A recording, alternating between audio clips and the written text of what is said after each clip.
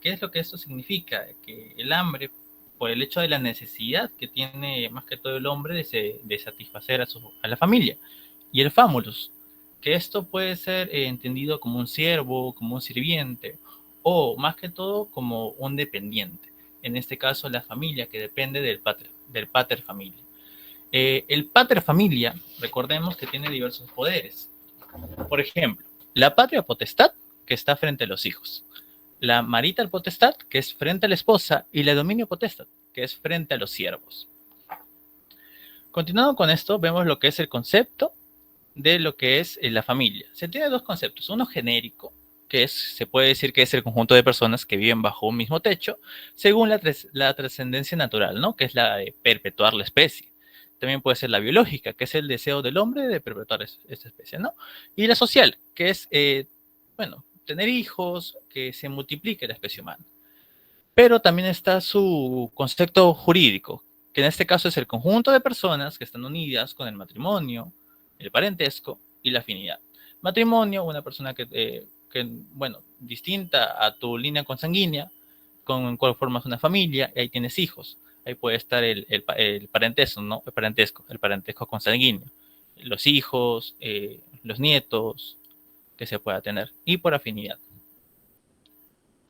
De ahí seguimos con la importancia. ¿Qué importancia tiene la familia en sí? Nosotros tuvimos ya un control de lectura, que fue el primero, sobre el origen de la familia y cuál es su importancia. Y en esa lectura quedó claro que es dejar la existencia, ¿no?, del ser humano, que perdure, que siga, que continúe. Así que es posible hacer posible la existencia del ser humano. A través de la familia también es la donde se transmiten los valores de los padres a los hijos. Es por esto que la familia se considera la primera institución donde el ser humano se educa, obtiene sus valores y así es un buen ciudadano y es muy beneficioso para la sociedad. Pero la familia no fue desde el principio como la conocemos, pues ha pasado por varios factores. En primer lugar, recordemos que el hombre ha sido desde tiempos antiguos un ser errante. No se quedaba en un mismo lugar, sino que iba de aquí para allá. Sin embargo, cuando tenía pareja, o en este caso a la mujer, había ciertos momentos donde se quedaba en un solo lugar, y era por el estado de gestación que ésta podía tener. Entonces, por esto es que se quedaban en un mismo lugar. Y es así que la mujer descubre lo que es la agricultura y la ganadería. A ella ella se quedaba en casa y también era la dueña de los medios de producción. Es por eso que en el primer momento se tiene la familia matriarcal, que tiene ciertas características, que era ginecocracia, es decir, quien gobierna, quien mandaba era la mujer. También que el parentesco aquí es uterino, es decir, que los hijos son reconocidos por la madre. Y además está el hecho de que era la característica de la poliandría. Una mujer podría estar con varios varones o con varios maridos, por así decirlo. Sin embargo, con el pasar del tiempo, esto se volteó. Ya no había la ginecocracia, sino que había la patriarquía, es decir, quien gobernaba, quien mandaba o quien regía todo era el padre. También ya no había el parentesco uterino, sino lo que era el parentesco por el padre. Y se materializa por el apellido. En este caso ya en las sociedades se da el primer apellido, en este caso del padre. Y luego está la poligamia, que un varón puede estar con varias mujeres, ¿no? Y en la actualidad se ve también más común en todos los países, es el hecho de la monogamia, que es un hogar conformado por padre y madre que deben practicar sobre todo la fidelidad y demás derechos y deberes que tienen, ¿no? Y también que ambos tienen la autoridad en el hogar. Ahora, seguimos con la familia, vamos a pasarlo a lo que son sus características. ¿Qué características tiene la familia? Son tres. No hay que confundir, eso sí, cuáles son las características de familia con el derecho de familia que se va a ver más adelante. Entonces, la primera característica es su característica natural. ¿Qué quiere decir esto? La formación obedece a un instinto biológico y sexual de perpetuar la especie. Esto hace que la especie humana se multiplique y no desaparezca. Después está su característica necesaria. ¿Qué quiere decir esto? Que la familia es una institución, un espacio fundamental y decisivo en el ser humano, pues allí nos alimentamos, crecemos, comprendemos los valores del respeto, etcétera, etcétera. Y también sobre la característica de la familia, que es una característica económica. ¿Por qué? Porque la familia son los que trabajan, son los que producen, son los que consumen. En sí son los que mueven la economía de un país. Luego se tiene las funciones de la familia. ¿Cuáles son las funciones que tiene la familia en el país? ¿No? Primero, lo más fundamental, la reproductora. La esencia de la familia es dejar descendencia, que el ser humano no se extinga. Luego está la función social. Las familias son aquellas que hacen posible los roles que el Estado puede cumplir con ellos. Por ejemplo, las familias son quienes pagan los impuestos, los tributos, son los que forman las asociaciones, etcétera. O sea, forman la parte del Estado. Luego está la función económica que tienen. Estos son, bueno, la familia son los que mueven la economía del país. Un momentito. Ya. Son los que mueven la economía del país, como antes había mencionado, ¿no? Y la función educativa. ¿Qué quiere decir? Que a través de la familia es donde se aprenden los valores éticos, los valores morales que convierten al ser humano en una persona de bien y sobre todo responsable. Ahora ya terminamos con lo que es la familia y pasamos a ver el derecho de familia. El derecho de familia puede ser entendido como un conjunto de normas, eh, pero ¿qué?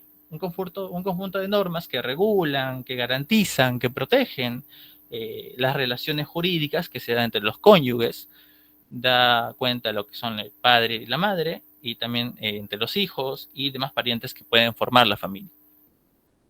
Se tiene además ciertas características o caracteres del derecho de familia. Por ejemplo, este derecho es un derecho natural, o bueno, tiene esa característica natural, es decir, es antes del derecho, no es una obra del derecho, sino es antes de que surjan las leyes. Surge en el momento de que llegó el primer hombre a la tierra, surge por la necesidad de subsistir y defenderse. También está su característica local, nacional y zonal. Perdón, local, zonal, regional y nacional. Me faltó ahí esa partecita, ya luego lo pongo. Que son las normas que regulan el derecho de familia deben estar de acuerdo con los usos y costumbres donde se legisla, del lugar donde pertenece. Luego está el aspecto ético, donde se menciona que las normas que contienen derecho de familia, más que jurídicos, son de carácter moral. Por ejemplo, no se ha concebido como buena costumbre la infidelidad entre los miembros de la familia. Y luego está la característica pública. ¿Qué quiere decir esto? Que las normas de derecho de familia son de imperioso cumplimiento. Nadie puede sustraerse, son normas de orden público. Y tenemos la evolución de la familia. En este caso tuvimos tres códigos civiles, el Código Civil de 1852, el de 1936 y el de 1984. El Código de 1852, en este se da el matrimonio religioso. El único matrimonio que era aceptado era religioso. Recordemos que provenimos de una...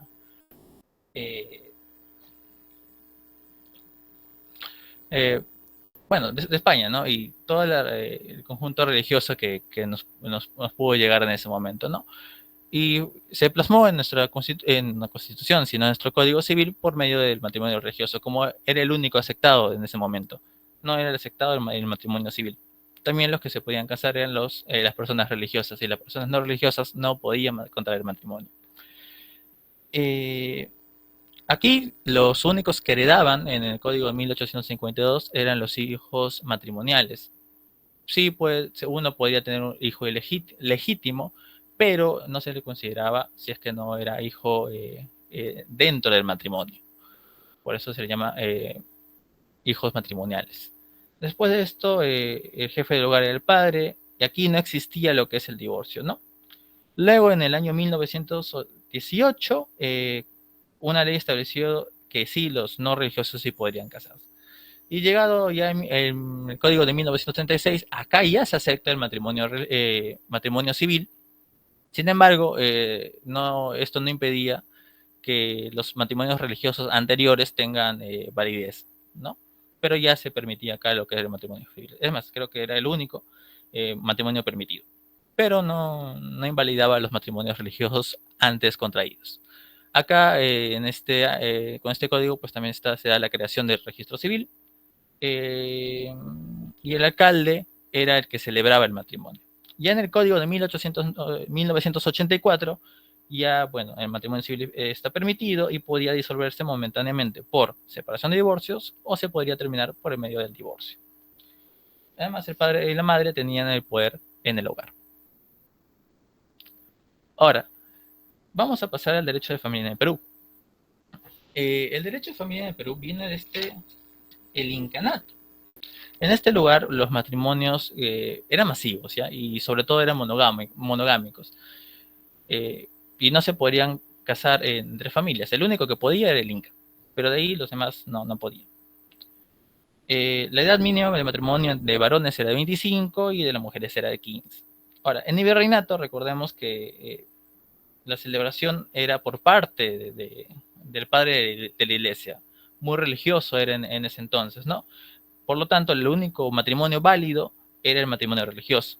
Y además, el matrimonio era indisoluble, no se concebía el divorcio, se casaba de por vida. Aún así se hicieran tantas peleas, tantas cosas, tantos problemas, no, de por vida. Luego está la Confederación Peruana-Boliviana, donde aquí pues ya pues se da lo que es el matrimonio civil para los no católicos.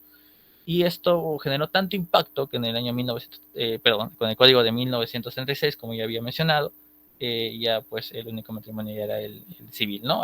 Y acá el matrimonio ya se podía disolver, la edad de casamiento era de 21 años, y en este caso sí había excepciones, ¿no? La mujer de 14 y el varón de 16, siempre y cuando la mujer quede embarazada. Además, acá había una figura que eran los responsables, que es que si no te casabas tenías que pagar una indemnización. Eh, Ahora hay, pero es más que todo por el daño económico, no tanto por el daño moral. En el Código de 1936 sí se aceptaba el daño moral por el hecho de prometer casarte y no cumplirlo.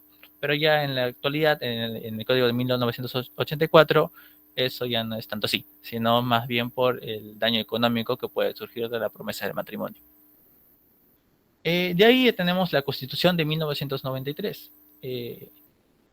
Hay que recordar que la anterior constitución era más específica con los aspectos en los que podía normar sobre los temas de familia, pero el actual, la constitución en la que estamos, lo expresa de manera general, ¿sí? Más que todo se da el hecho de difundir la maternidad y la paternidad responsable, es decir, no tener tantos hijos. Pero en el anterior sí le daba mucha importancia en el código de 1900, en la constitución de 1979, pues ahí era una institución natural y fundamental y habían varios derechos garantizados. Además se le daba apoyo al padre para que pueda ayudar a la manutención de lo que es la familia. Pero acá en esa constitución pues se le da, o sea, se entiende que hay una protección, pero no es tan expresa. Aparte, la unión de hechos sucede luego de 2 añitos, ¿no? De ahí no se menciona, sino se menciona el aspecto general, no tan específico como el anterior código.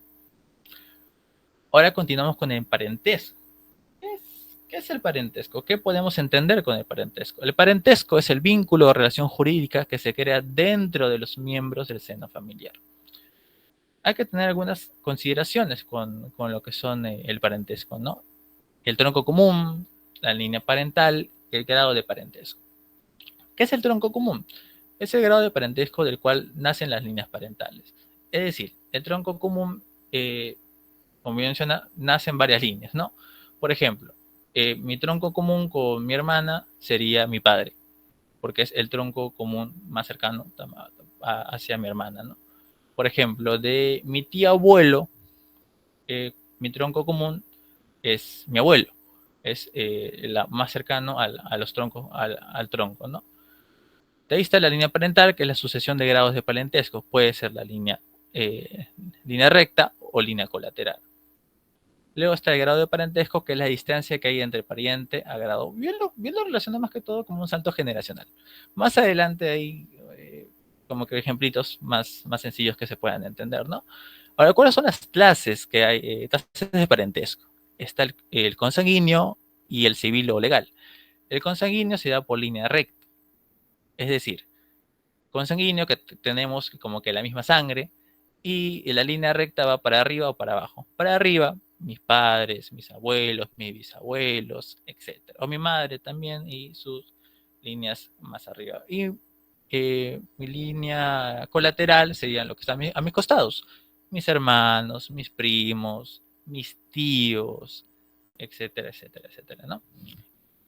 Y está el clase civil o también llamada legal. Esto se da en virtud de la ley, cuando los padres de tu pareja pasan a ser padres políticos, por ejemplo. Ya, yo me caso, digamos, con, ya digamos, ya mi ex, Jaxeli. Ya, me caso con Jaxeli. Y tiene su padre que es José y su madre que es Elizabeth. Ellos pasan a ser mis padres políticos, ¿no? Y el grado de parentesco va a ser lo mismo que los grados de consanguinidad que tengo con mis padres. Acá se da un ejemplo mucho mejor. Por ejemplo, eh, sobre grado o qué tipo de parentesco tengo, por ejemplo, con mi padre. Con mi padre tengo un parentesco de línea recta descendiente. ¿De qué grado? Segundo grado. ¿Y por qué segundo grado? Salto generacional. De mí, digamos, Juan, a Pedro es un saltito. Por lo tanto, es de primer grado. De Pedro, ya digamos, si yo quiero saber de mi abuelo, qué parentesco tengo? Primero, es de la misma sangre, línea es consanguínea. Ahora, ¿de qué grado? Es de primero y luego segundo. ¿Cuántos saltos generacionales? Dos saltitos generacionales. Por lo tanto, es de segundo grado, ¿no? Por ejemplo, si yo no deseo con mi abuelo, sino que deseo saber el grado de parentejo que tengo con mi tío, que es el hermano de mi padre. Vamos a ver. Consanguíneo, sí, tenemos el mismo grado de consanguinidad. Y vamos a ver, ¿no? Por lo tanto, Juan tiene ya grado de parentejo de consanguinidad con su padre y luego con el tío por el colateral, ¿no? ¿Y cuántos graditos? Dos. Uno para el padre y otro para la madre.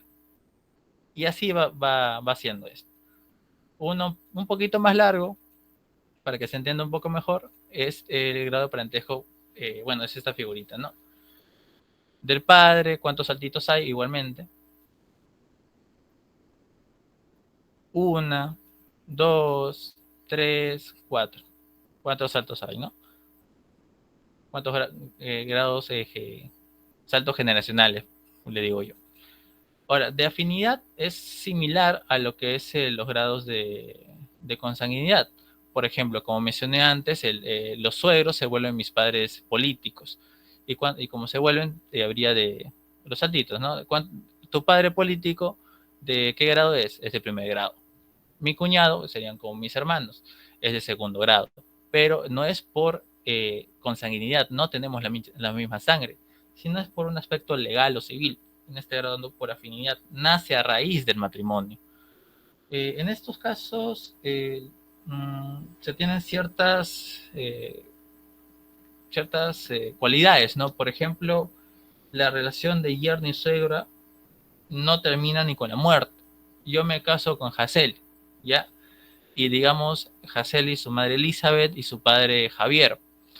Hazel y muere, pero eso no va a quitar que mi suegra siga siendo Elizabeth. Ella, aún así haya muerto mi pareja, Elizabeth va a seguir siendo mi suegra. Vamos a tener ese mismo grado. De ahí, aquí hasta ahora sobre esto hay alguna pregunta, si no para continuar. Hasta ahora, ¿alguna pregunta?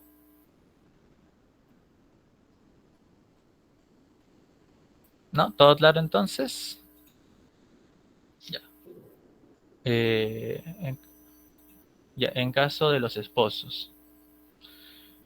Ya. En el caso de los esposos hay algún grado. Ya, muchas gracias por eso. A ver, en caso de los esposos, yo diría que no, yo diría que no hay ningún grado. Se podría dar un saltito, pero son como que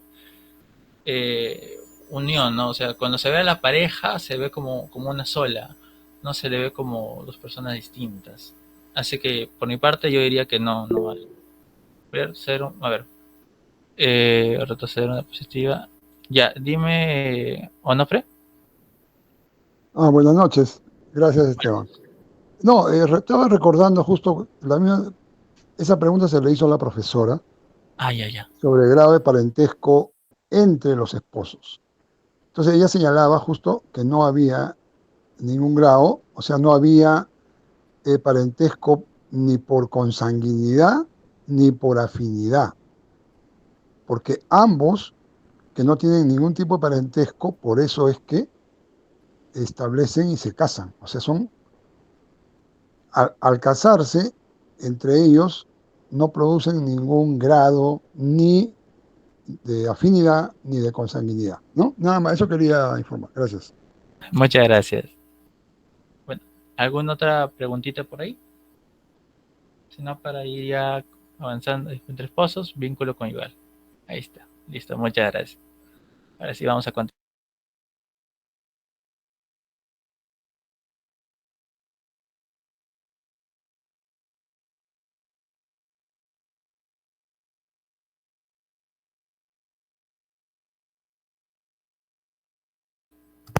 Estaba silenciado, disculpa.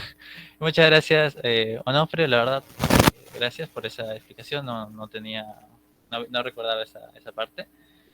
Y ahorita pasamos, bueno, ¿no hay alguna otra duda o alguna otra aclaración? Yo agradecido con las aclaraciones también, ¿no? Entonces, continuemos. Eh, si bien eh, hemos hablado de la familia, hemos hablado eh, del matrimonio, pero ¿cómo se da? ¿Cómo se da? ¿Cómo se llega a esto?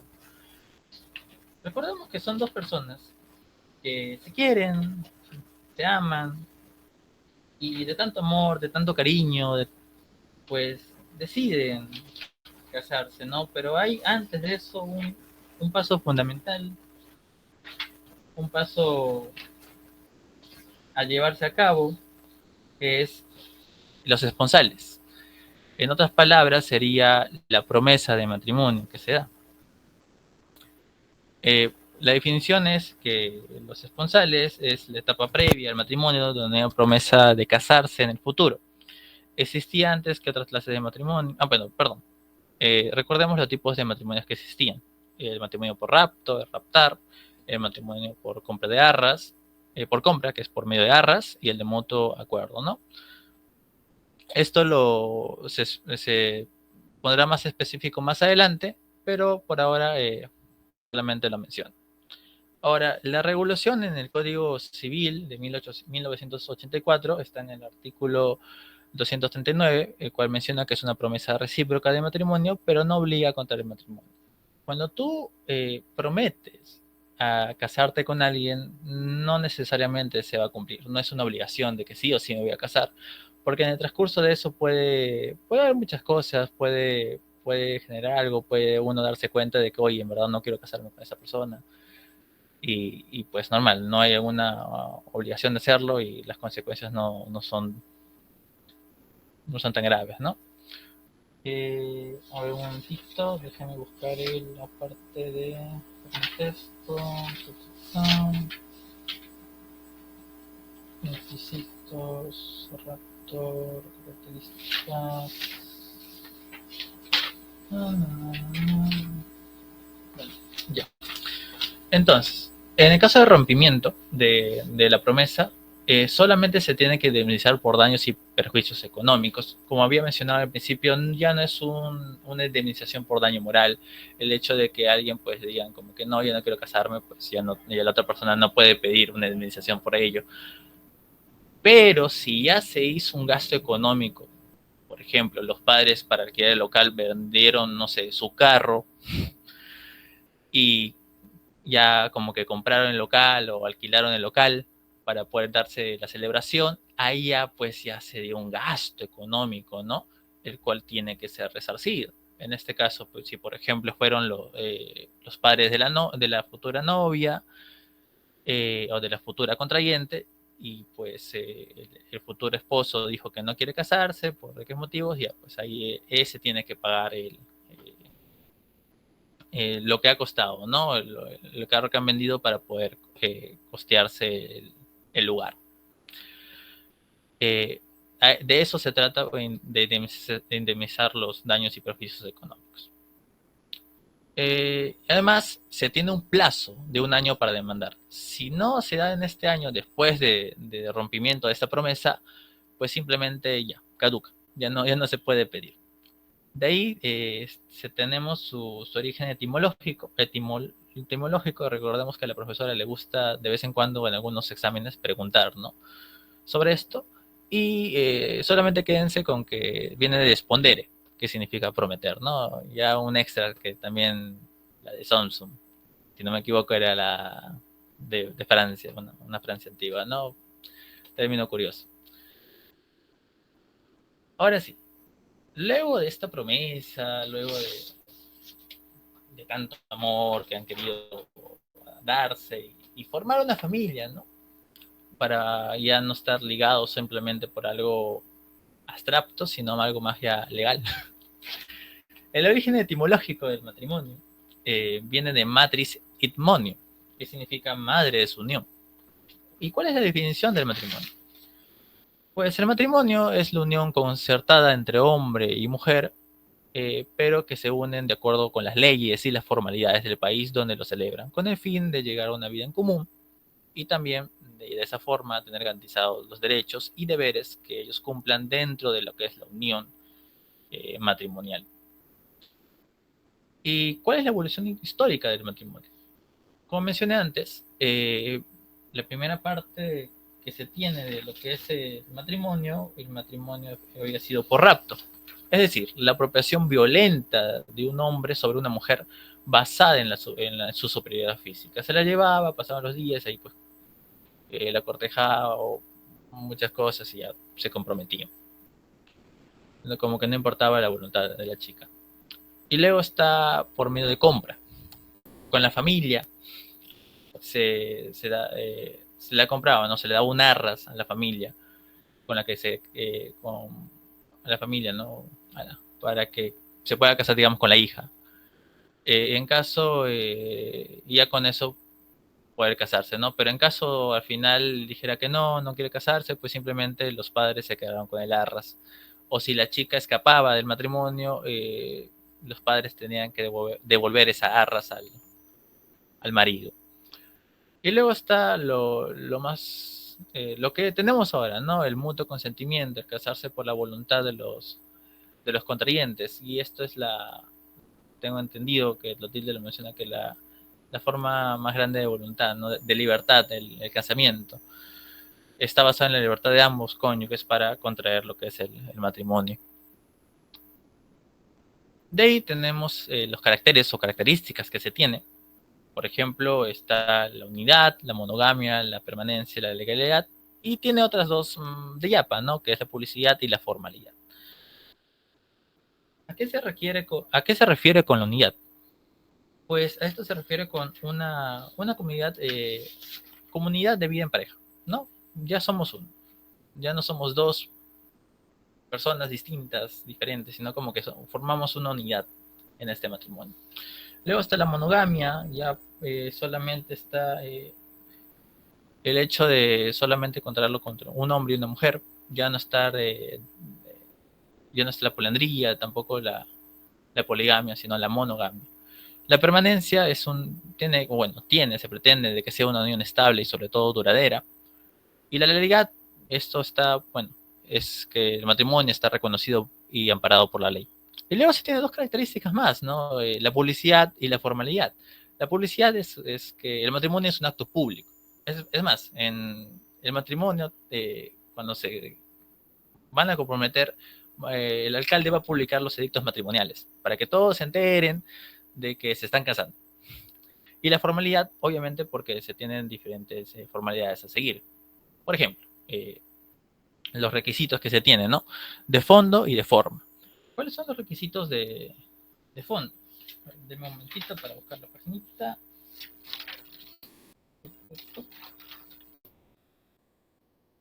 Ya. De aquí no voy a hablar mucho de estos porque nosotros ya tuvimos un control sobre esta lectura, así que voy a tratar de pasarlo lo más rápido posible. Los requisitos de fondo, sexos opuestos, que quiere decir que se da entre un hombre y una mujer, y esto con qué finalidad, con la finalidad de perpetuar la especie. ¿no? Por eso es que se requiere en los requisitos de fondo de que en el matrimonio sea dado por un hombre y una mujer. Después está la mayoría de edad. Para el casamiento o para el matrimonio se requiere una edad mayor de 18 años. Esa es la edad mínima y es donde se quiere la ciudadanía. Además está el hecho del consentimiento expreso. Recordemos como lo que había dicho antes, ¿no?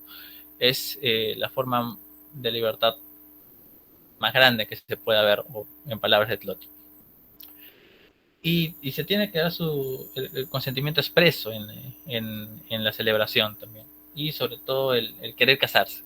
Uno no puede casarse si es que está en dudas o está como que dubitativo. Luego tenemos los requisitos de forma. ¿Cuáles son estos? La primera que todo es la declaración del proyecto matrimonial. Los novios o futuros contrayentes, ante el alcalde o ante lo que es el jefe de registros civiles, los novios declaran de forma, ¿no? Puede ser verbal o puede ser de manera escrita de que requieren o quieren casarse. ¿Sí? Luego se dan las publicaciones de los edictos matrimoniales por parte del alcalde, donde todos se van a enterar de que se van a casar. Y en este caso, si una persona dice, yo conozco algo de que una razón por la cual no pueden casarse, ahí se da lo que es el impedimento de matrimonio, que se va a dar más adelante. Pero vamos ahora, ¿no? La publicación de los edictos matrimoniales por parte del alcalde, y luego está la declaración de la capacidad de los contrayentes, que son capaces, cumple con los requisitos para poder celebrar el matrimonio, y luego se da la celebración. Ahora, oposición del matrimonio. La oposición es un acto en virtud que una persona que tiene interés legítimo y actual informa a la autoridad sobre la existencia de algún impedimento que obstaculice la realización. Mucho se ve en las películas, ¿no? De que no, yo lo amo, yo me opongo, no puede casarse con él o con ella porque yo lo amo. Si tú vas a una celebración y dices eso, el alcalde simplemente te va a decir chao. Porque la oposición tiene que estar fundada en una causa legal. En caso no sea así, pues se rechaza. Sí, la oposición se formula ante cualquiera de los alcaldes que haya publicado los avisos. Y si se declara fundada, pero los pretendientes lo niegan, se lleva mediante el juez y luego con declaración al Ministerio Público, si no me equivoco. O si no, era Ministerio de Justicia. Ya. Ahora, ¿cuáles son las consecuencias de la declaración infundada? Es decir, cuando te digan, oye, no, esto no es una causa legal para que se pueda dar la oposición, ¿no? En primer lugar, el opositor paga una indemnización por este pequeño daño que dio, ¿no?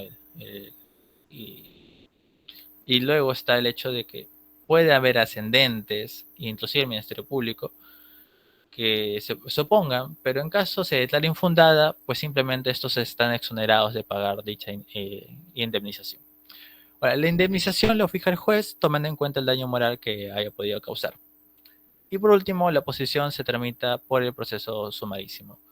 Eso es lo que pude sacar de lo que es la lectura, porque en los resúmenes de Beto no está. Hasta aquí. ¿Alguna pregunta?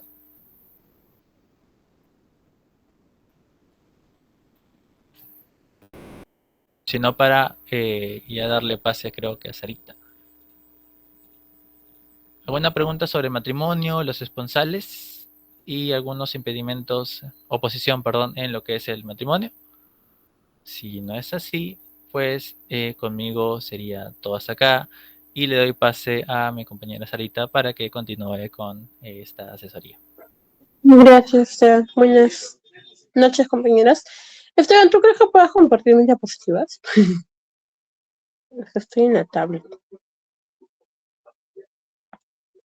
Sí, ahí lo comparto. Sí se puede ver. A ver. Sí. Primero. Okay. Sí, él estaba chequeando. Ok, en esta oportunidad Esteban se queda en la unidad 2. Yo voy a desarrollar lo restante de la unidad 2 y la unidad 3 hasta cierta parte. Ok, en la unidad 2 se continúa con la parte de celebración del matrimonio. Lo que les puedo adelantar antes de continuar es que básicamente el parcial es, digamos, tanto de la primera lectura como la segunda lectura. E incluso, si buscan el libro de la profesora de Derecho Civil, justamente de la segunda lectura, con eso se pueden también guiar para el desarrollo de sus demás clases, porque tal cual lo que dice la profesora está en su propia lectura. De la segunda lectura que nos dejó, que se llama Lecciones de Derecho de Familia, todo lo que nos explica la profesora está ahí. Entonces, si más adelante quieren practicar el curso o incluso para el final, pueden agarrar eso como base, y la verdad es que se lo entiende muy bien. Ya, iniciamos con la unidad 2. Siguiente, por favor.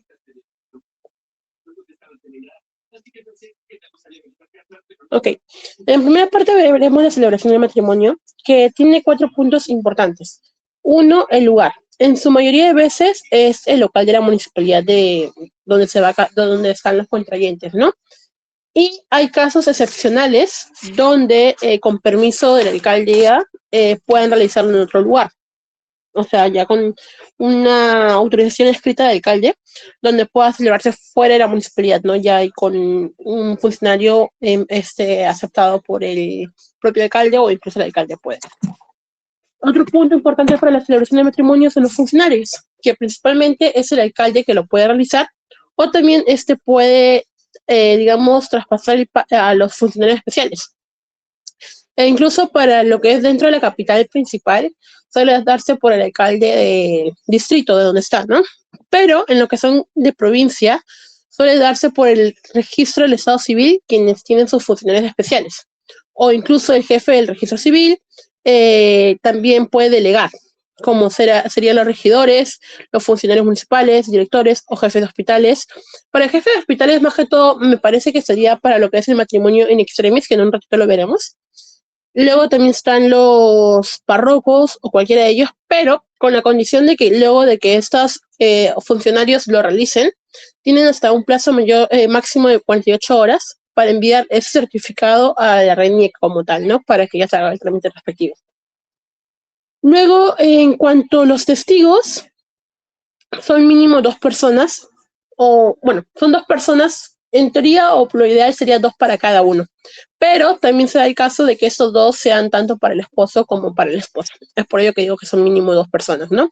Y su labor principal es básicamente dar fe al casamiento, que no hay oposición ni impedimento alguno. Y bueno, los contrayentes, como ya saben, en el anterior, como explicó mi compañero, tiene que ser sí o sí un hombre y una mujer por la finalidad del matrimonio, que es procrear en un futuro, ¿no? Y luego, en cuanto a la ceremonia, básicamente es la lectura de todos los artículos del Código Civil para explicar lo que conlleva matrimonio, los bienes, los derechos, los deberes, obligaciones, etcétera, todo lo que conlleva el matrimonio, leerlo. Posteriormente, el alcalde lo firma y le extiende una copia del acta matrimonial a lo que son los contrayentes y los testigos para que también realice la firma y todo el proceso. Algo adicional que no agregué en la diapositiva, pero que también es importante y que me parece que vino en el último control, es la prueba de matrimonio, que básicamente, como tal, la prueba original sería la copia certificada del acta de matrimonio, pero también hay casos, digamos que ocurren terremotos, se pierde esta acta por un caso extraordinario, se dan los, digamos, supletorios, si no me equivoco, se llaman las pruebas supletorias, que puede ser el acta de nacimiento de un hijo, una partida de matrimonio religiosa, la compra de algún bien como casados, como esposos, o mejor dicho, cualquier documento que sustente que sí se han casado de verdad. Eso puede ser como prueba de matrimonio. Siguiente, por favor, Esteban. ¿Hasta ahí alguien tiene alguna pregunta en cuanto a la celebración del matrimonio?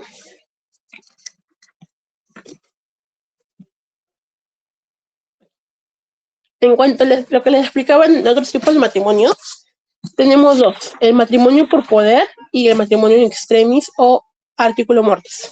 Por poder se refiere que uno de los contrayentes, no ambos, solamente uno de ellos, puede establecer o darle un poder especial a otra persona. Ese poder especial debe estar por escritura pública, debe estar solamente uno, es decir, si yo me quiero casar, pero no puedo decir por motivo extraordinario, le puedo dar el poder tal vez a mi mejor amiga, a mi mamá, a mi papá, a quien sea, pero solamente a uno de ellos. Si le doy a varios, solamente se va a aceptar el poder de uno, no de los otros.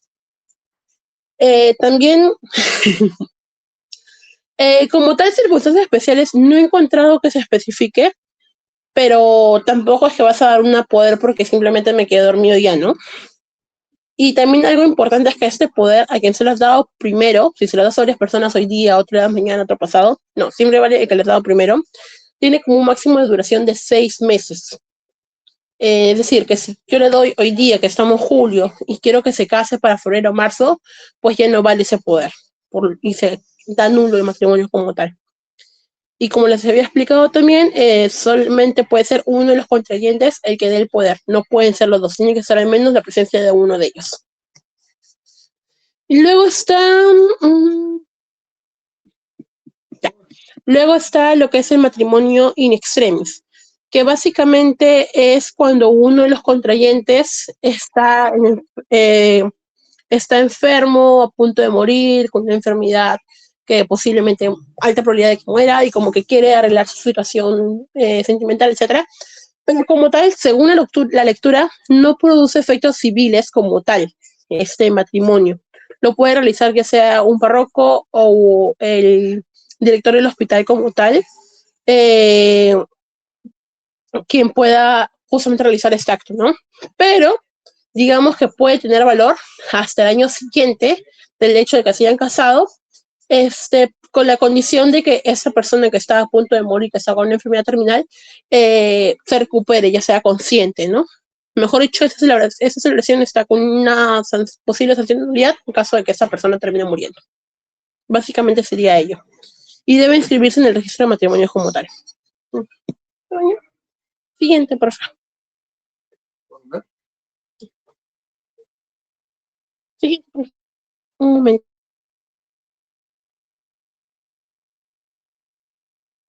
Ok. Ahora veremos lo que son los impedimentos del matrimonio. Este es un poquito, bueno, no tan extenso, pero déjenme buscar un poquito más acá. La profesora lo divide como tal en lo que son impedimentos legales, lo que dice nuestro Código Civil, y más otro tipo de impedimentos que... Uy, está. A ver. Otros tipos de impedimentos por otros tipos de divisiones, ¿no? Lo que primero nos explicó son los de extensión, bueno, son 4, extensión, duración, efectos, eficaz. Lo de extensión es por la cantidad de prohibiciones que tenga. Tanto están los absolutos, que no te permite casarte con nadie, por ejemplo, los que en teoría están casados y no se van a negociar. Y los relativos, que no te permite casarte con una persona en específico, pero te permite casarte con otras. Por ejemplo, tu familia, no puedes casarte con tu hija, con tu mamá, con tu papá, ¿no? Por así decirlo. Luego están por sus efectos, ya sea dirimentes o impedimentos. Los efectos se refiere a lo que trae consigo este matrimonio y por ende no pueden casarse. Los dirimentes sería que mientras se da la existencia de, no puede contraer el matrimonio. Por ejemplo, el casado, ya que este no puede casarse nuevamente si mantiene un matrimonio vigente, ¿no? Y los impedimentos son los pasajeros, ya sea la minoría de edad, ya sea el caso, por ejemplo, de los raptados, cuando ya pasó estar dentro de ahí, no puedes casarte, pero dentro de pasado un año sí puedes realizar el matrimonio. Entonces son los que tú por un tiempo o por un lapso no puedes hacerlo, pero pasado ese lapso sí te puedes casar, por así decirlo. También están por su duración, los perpetuos, que es durante toda la vida prácticamente. Un ejemplo básico sería lo de tener parentesco consanguíneo en línea recta, ya sea con tu papá, con tu hijo, con tu mamá, con tu hija, no puedes casarte nunca. O los temporales, como el economía parecido a los impedientes, ¿no? Que son menores de edad, el rapto, o no estoy segura, pero podría ser el hecho de que te puedas casar con tu cuñada, pero después de que tu ex mujer se muera, ¿no? Y luego está por último por su eficacia o efectos jurídicos, que sería el iuris privati, que rige solo entre las personas como cuestiones morales y éticas, o el iuris publici, no sé cómo se dice, que es el propio Estado que lo prohíbe que cuando se realice que es prácticamente el iuris publici cuando el propio Estado lo prohíbe, cuando hay intervención en del Ministerio Público, por ejemplo. Un ejemplo sería la bigamia, que el Estado prohíbe la bigamia como tal. Y luego tenemos lo que dice nuestro Código Civil, ¿no? Que sería, un momento. por si acaso, los que sacan el resumen de Beto, los artículos que están ahí, hay algunos que ya fueron cambiados, entonces traten de revisarlo, actualizarlo con el Código Civil actual.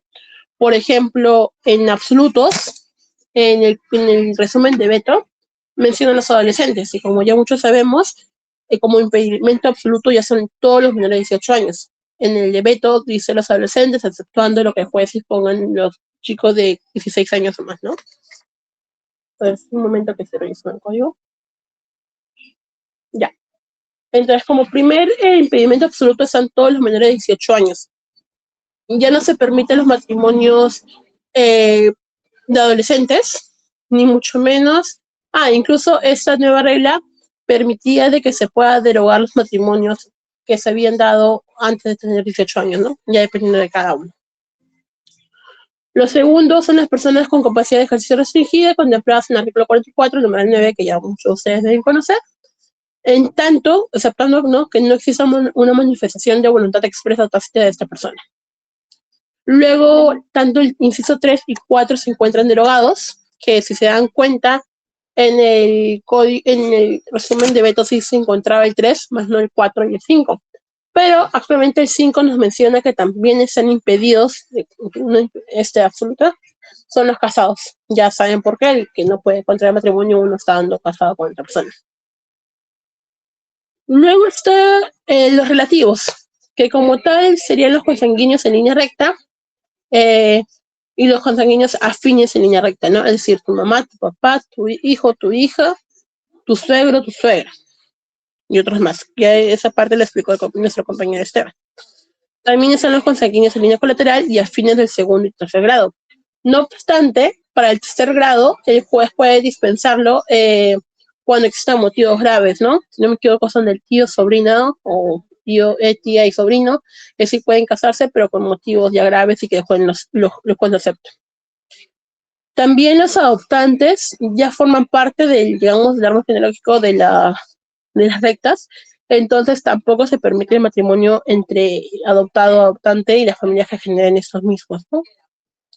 Luego tampoco se permite el matrimonio, el condenado como partícipe en el homicidio doloso de uno de los cónyuges, ni el procesado por esa causa con el sobreviviente. Ay, perdón, mi ojo me está riendo. Y por último, en ese punto, si no me equivoco, refería que ya me olvidé esa parte. Bueno, y el último punto era el raptador con el raptada, como les había explicado, si esa persona ya era liberada, pasado el año de su liberación, recién podía encontrar matrimonio, pero antes de ese año no se les permite casarse como tal. Siguiente, por favor. Ay, mi ojo me arde.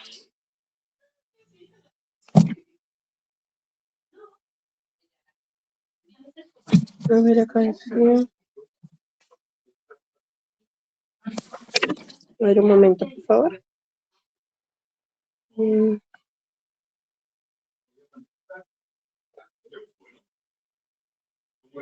Ya. Ahora pasamos a lo que son la invalidez del matrimonio, que realmente es muy parecido a lo que estamos viendo de impedimentos de absolutos y relativos, ¿no? Nada más que esto se encuentra regulado por el artículo 274 del Código Civil. Y a ver, un momento, estoy bajando eso. Me he entrado con lo mío en el ojo. Ok. Y esto se da cuando los causales son completamente graves. Por eso se da completamente nulo el matrimonio. En primer lugar, el inciso 1 y 2 se encuentran derogados. El tercer inciso sería de los casados, que es... ok, ya. En tercer lugar serían los casados, que son ya como hemos explicado, ¿no? Que no puedes casarte con otro mientras estás con un matrimonio con otra persona. Los consanguíneos o afines en línea recta, como ya he explicado. Los consanguíneos en segundo y tercer grado de línea colateral. Optando por el tercero, como ya les había dicho, con permiso del juez podría darse el casamiento, ¿no? Del condenado por homicidio doloso, como habíamos dicho. Ay, no, un momento.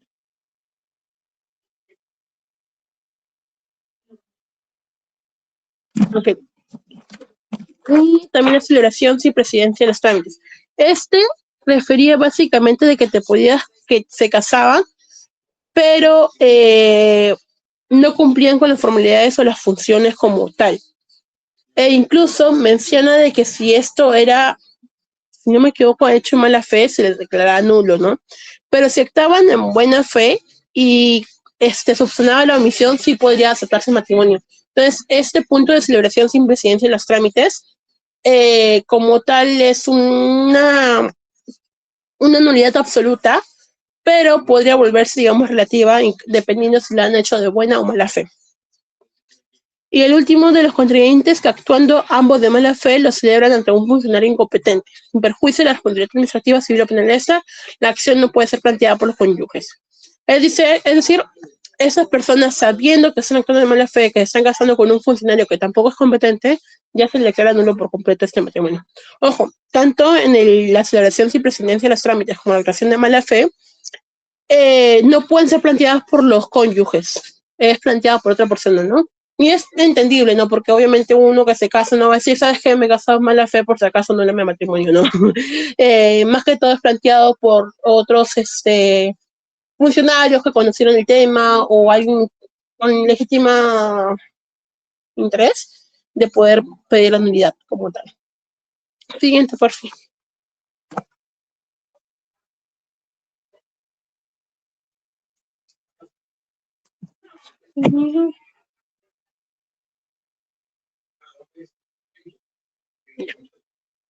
Ahora la parte de la nulidad relativa, el inciso 1 antes mencionaba de los impúberes, que ya actualmente está derogado por lo que ya se explicó anteriormente. También habla del, como segundo punto, de quien está impedido conforme al artículo 241, inciso 2, que es, a ver, el 241 es lo que habíamos leído de los impedimentos como tal, ¿no? Como les dije, tanto los impedimentos como invalidez son realmente muy parecidos. Luego está como cuarto punto, está de quien no se haya en pleno ejercicio de sus facultades mentales por una causa pasajera. La acción puede solo interponerse por él dentro de los 2 años de la celebración del casamiento y siempre que no haya hecho vida común durante 6 meses después de la desaparecida de la causa. Luego está como siguiente punto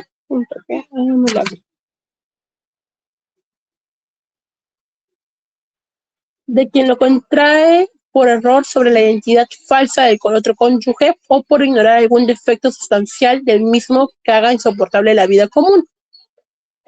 Mejor dicho, cuando uno se casa y, oh, sorpresa, resulta que tu pareja realmente no era heterosexual, era homosexual, o tenía algún tipo de vicio o alguna enfermedad, ya estaba a punto de morir, o que incluso había cometido un delito doloso hace más de que le han condenado recientemente. Entonces, para esos casos que prácticamente te da una vida deshonrosa, ¿no? Que, pucha, no sabías y bajo ese mismo hecho que si hubieras sabido no te hubieras casado, ya. Estas acciones te permiten anular tu matrimonio como tal.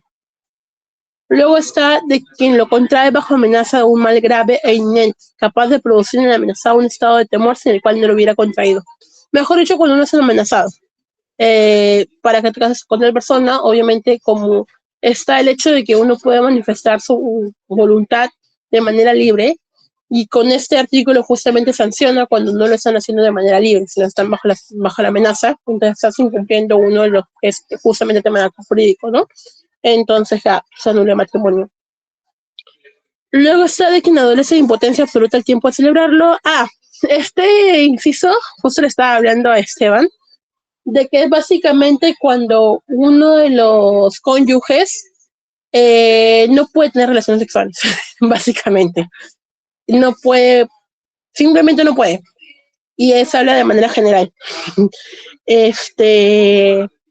Ojo, y solamente lo puede interponer la otra persona, es decir, si mi pareja no puede tener relaciones sexuales y yo no lo sabía cuando me casé, entonces puedo interponerlo. Ojo, se interpone al momento del matrimonio, o justo cuando se realiza un matrimonio, sabes que me enteré que no puede tener nada, no puede interponer. No se puede interponer después del matrimonio, ni mucho menos cuando ya se haya curado este problema, ¿no? Y tampoco es válido anularlo sin ninguna de las dos partes, pues puede tener relaciones sexuales. Es decir, si yo y mi pareja no podemos tener nada de nada, entonces no es válido para anularlo. Solamente es cuando uno de los dos no puede tener nada, no puede hacer nada. Y pensando en su justificación, sería justamente por el fin del matrimonio, que es el hecho de procrear hijos, ¿no? Si uno no puede tener relaciones, ¿cómo va a poder procrear como tal? Exactamente. Y el último punto es de quien de buena fe lo celebra ante funcionario incompetente. Como lo habíamos explicado, este inciso básicamente explica de que si bien te casaste, pero no cumpliste con algunos de los requisitos, pero no lo sabías, o porque ese funcionario incluso no era realmente el funcionario que dijo ser, pues obviamente puedes subsanar los errores o puedes pedir un nuevo funcionario para que se te valide el matrimonio como tal. Eso es lo que se refiere con la invalidez del matrimonio. Siguiente, por fin. Ah, ahí. Siguiente, está, por fin.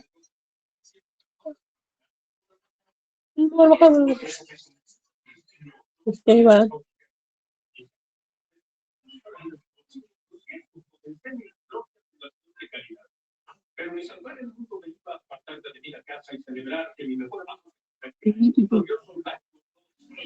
Ya. Ahora, en cuanto a invalidez del matrimonio. Sí, ya sé.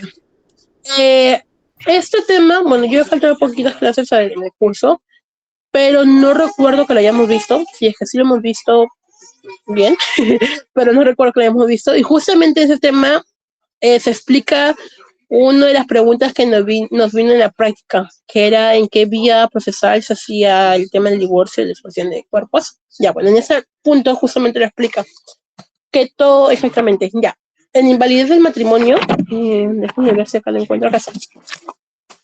Todo esto está bueno, el resumen de Beto lo explica, y si no me equivoco también está en el Código Civil, hay parte que lo explica.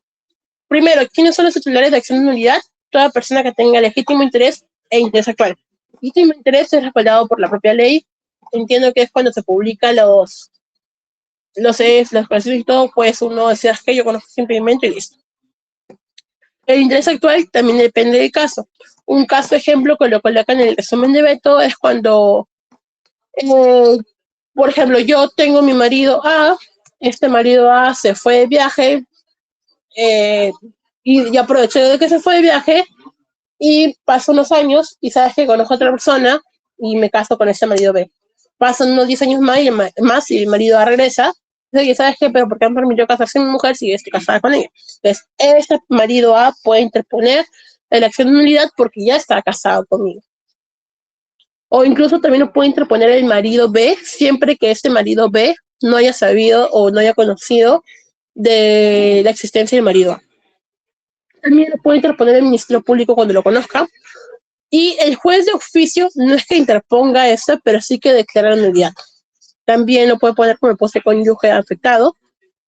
Y, ojo, el artículo 270, no me acuerdo qué artículo lo decía, pero manifestaba que de los artículos 274, los incisos 1, 2 y 3, y el artículo 277 son de carácter personal. Es decir, que no puede demandarlo o no puede pedir nulidad a otras personas ni los herederos. Pero lo que sí pueden hacer los herederos es seguir el trámite. Es decir, si yo presento el recurso de nulidad de mi matrimonio, pero en el proceso muero, mi hija puede continuar con el proceso, pero no puede iniciar. Y el artículo 180 del Código Civil establece que también puede darse la acción de nulidad por un apoderado, exceptuando lo que mencioné hace un momento, ¿no? Ahora, el procedimiento para la invalidez del matrimonio se encuentra regulado por el artículo 281 del Código Civil, que justamente acá lo explica, que es tramitado por el proceso de conocimiento.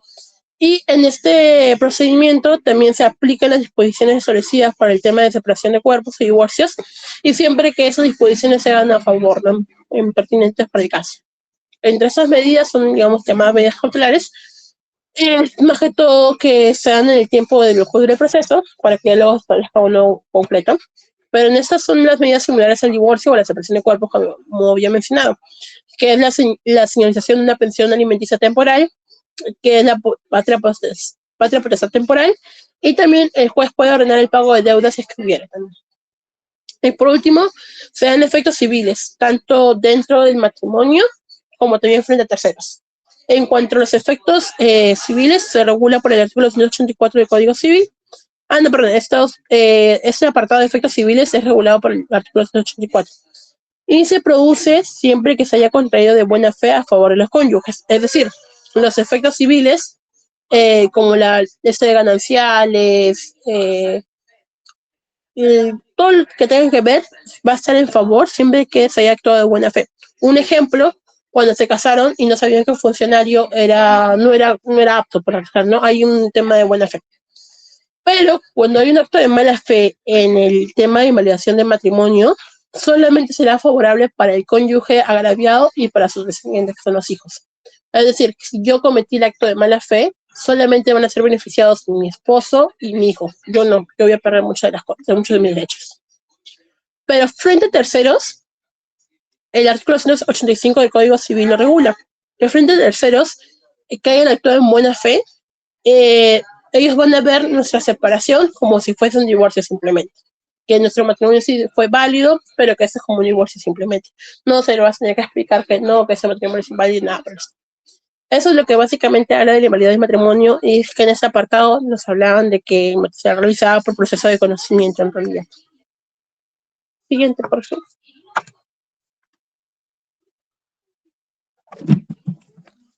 Ya, ahora entramos a lo que es la unidad 3. Hasta el momento, ¿alguien tiene preguntas respecto a la unidad 2? Para continuar con la unidad 3. Si quieren aclarar algo, corregir algo, explicar algo, preguntar algo. ¿Se escucha bien? ¿Se escucha mal para bajar volumen de la tele? No sé.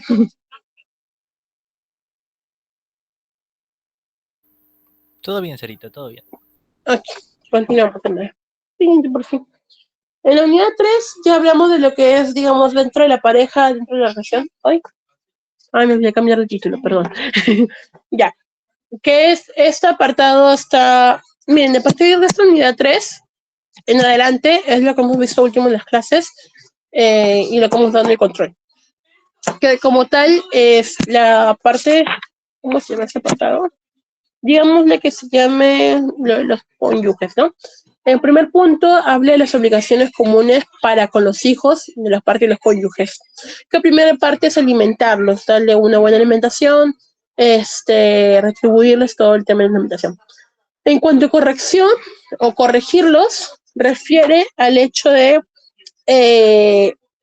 reprenderlos cuando sean necesarios, de acuerdo a la edad que tengan, y sin recurrir al maltrato físico ni moral. Luego está el punto de guardarlos, que es de, digamos, evitar que estén en alguna zona de peligro o hecho de peligro, y mucho más sin su consentimiento como tal. Luego está el punto de protección o asistirlos, que es ayudarlos en todo lo que necesitan, sobre todo si son menores de edad. Es decir, orientarlos, aconsejarlos, guiarlos, digamos, entre comillas, por el camino de bien. Luego está la educación, que es tanto su formación intelectual, de valores, todo lo que tenga que ver con educación, ¿no?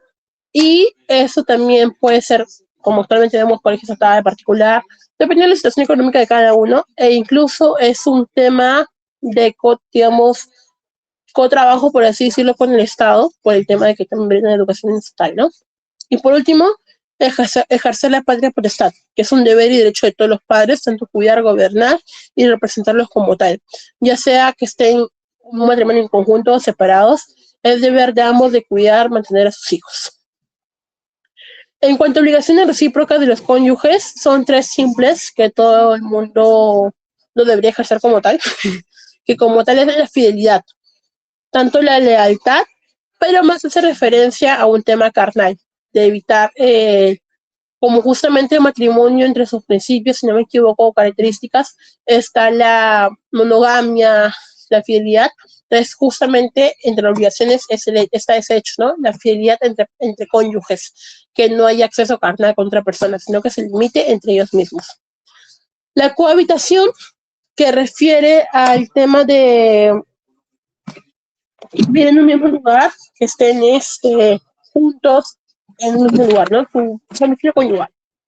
Y la asistencia como tal, que es apoyarse mutuamente, aconsejarse, estar en la vida del otro, conocer la vida del otro como tal.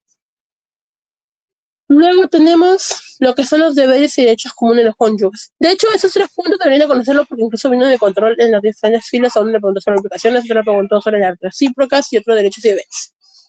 La primera es del gobierno del hogar y el desenvolvimiento, que refiere básicamente a cómo ellos mismos se coordinan o acuerdan de cómo van a dividir o cooperar para el funcionamiento del hogar, ya sea que uno ejerce completamente la potestad o el cuidado del hijo mientras otro trabaja, o ya sea que se dividen las tareas, o uno cuadra un horario con otro, ya sea como sea, pero es un acuerdo mutuo. Luego está la economía del hogar, que igualmente, de hecho, todos los de acá son más que todos acuerdos mutuos. La economía del hogar, ya sea apoyar con dinero económico, con el cuidado de la casa, dar una parte proporcional como tal, pero es tema económico de la casa. Eso, de hecho, es todo eso en base a la sociedad conyugal. Otro deber o derecho es que deben de fijar y mudar un domicilio conyugal que justo va acorde a lo que son sus obligaciones, que es la cohabitación, ¿no? De que vamos a acordar un lugar fijo donde van a vivir. Luego también está el sostenimiento de la familia, que es que ambos toman decisiones con respecto a cómo sostener la familia, en lo que van a aportar, cómo van a gastar, relacionado a lo económico, parecido incluso al segundo punto. Luego está la representación legal de la sociedad, que es básicamente, cuando uno se casa, se presume que el matrimonio está por un régimen de sociedades gananciales o un régimen común, por lo que es normal que uno como esposo administre o vea por el otro bien o los bienes comunes como tal. Entonces, esto básicamente trata, ¿no? Uno ve esos bienes. Y por último, está el ejercicio de profesión dentro y fuera del hogar, que es el hecho de poder prácticamente ejercer lo que tú desees, su profesión de oficio, y tener aprobación, no permiso, pero sí aprobación, de poder hacerlo fuera del hogar, en el aspecto, no te digo de ir acá a la esquina o ir a tu trabajo, no, en el aspecto de tal vez ir a una provincia a trabajar fuera del país, pero que sea acuerdo mutuo para que tú puedas ir a ejercer. Medio controversial, pero es entendible porque es el hecho de que en teoría una familia debe vivir en conjunto. Eso básicamente entre esos 3 puntos de lo que es el matrimonio como tal o lo que conlleva el matrimonio. Siguiente, por fin.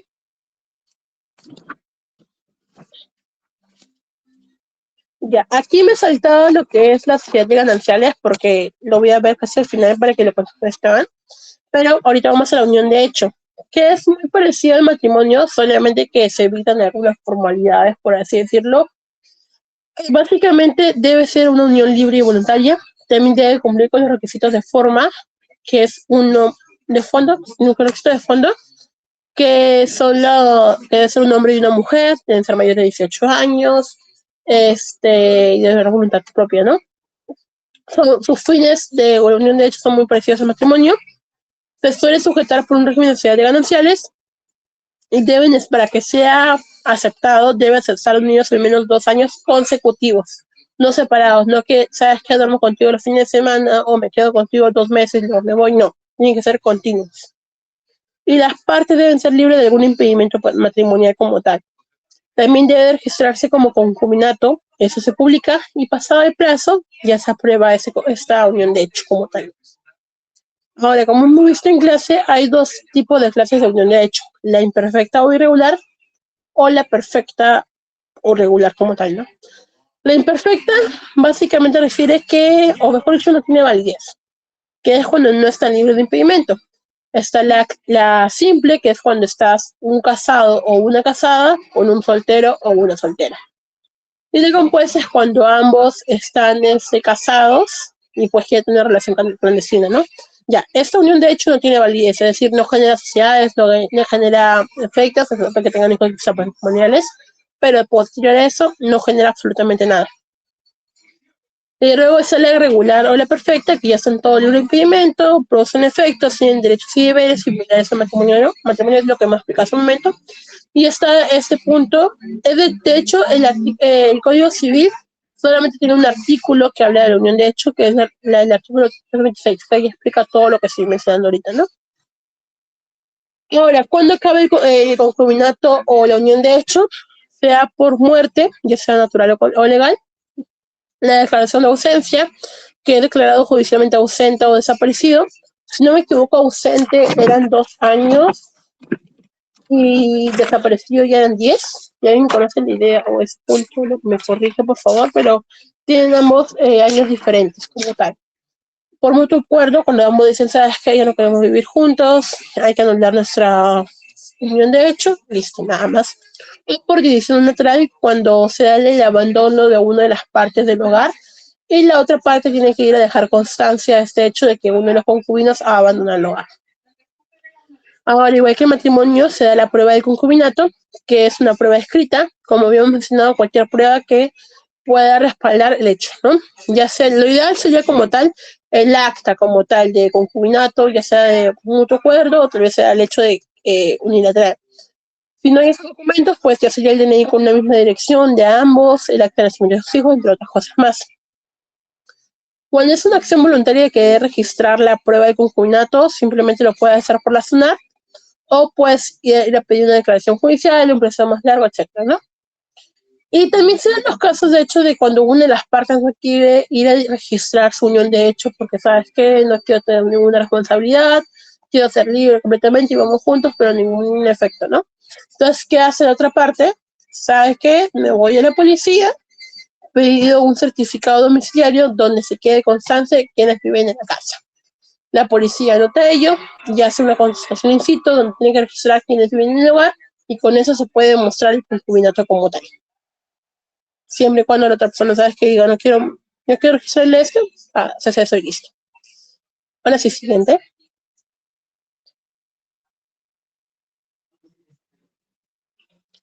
Ahora sí, el sistema patrimonial es en el matrimonio. Esto, vamos a explicarlo de lo más allá, lo específico, por así decirlo. Tenemos el régimen de comunidad universal, donde todos los bienes, absolutamente todos, son de todo. Es decir, si te casas, tanto tus bienes que trajiste antes del matrimonio como después del casamiento son de ambos. Normalmente este tipo de régimen es aplicado en Dinamarca, Suecia o Noruega. Sus defensores de esta idea es que al estar unidos no debería haber motivo para separar las cosas entre que esto es tuyo y esto es mío, no, simplemente todo es de todo, todo es de nosotros. Mientras que los detractores de esta idea o de ese régimen manifiestan que este abriría paso a un matrimonio por interés, que va todo lo contrario a una finalidad de matrimonio, ¿no? Es la más sencilla y la más simple de entender, la verdad. Esto es prácticamente es que todo es de los dos, nada más. Luego está el régimen de separación absoluta de bienes, que es todo lo contrario al anterior, que es que a pesar de que el matrimonio es un bien conjunto, el patrimonio que se tiene antes y después de casarse debe seguir siendo de cada uno. Por ende, cada uno administra su patrimonio de manera independiente y digamos que una forma de defender ese tipo de idea es que el matrimonio se siga dando por amor y no por un tema de interés o no que sabes que es tuyo, es mío, no. Simplemente cada uno con lo suyo. Ese régimen incluso lo aplican tanto en Inglaterra y Japón y me parece que otros más. Y ante estos dos regímenes salió el mixto, que se aplica en Latinoamérica, se aplica en el Perú, que es básicamente que uno tiene tantos bienes propios como bienes sociales. E incluso con ese tipo de régimen, bueno, en el Perú al menos, te permite cambiar de régimen cada vez que quieras. Es decir, yo ahorita me caso, quiero tener una sociedad en conjunto, y acá en 2-3 meses, tal vez mi pareja hizo un acto que no me gustó con uno de mis bienes, lo usó de más, etcétera, puedo pedir el cambio a una separación de bienes. Pido esa separación de bienes y luego, ¿sabes que mi pareja y yo estamos bien? Acá 5 meses más puedo pedir nuevamente que se vuelva a la sociedad de gananciales. Puedes cambiar las veces que tú uses hasta que se disuelva el matrimonio como tal, ¿no? En resumen, los bienes propios son todos los adquiridos antes de casarse y los bienes que son adquiridos a título gratuito después del matrimonio o antes de. Los sociales son los adquiridos a título oneroso después del matrimonio. Siguiente, por fin.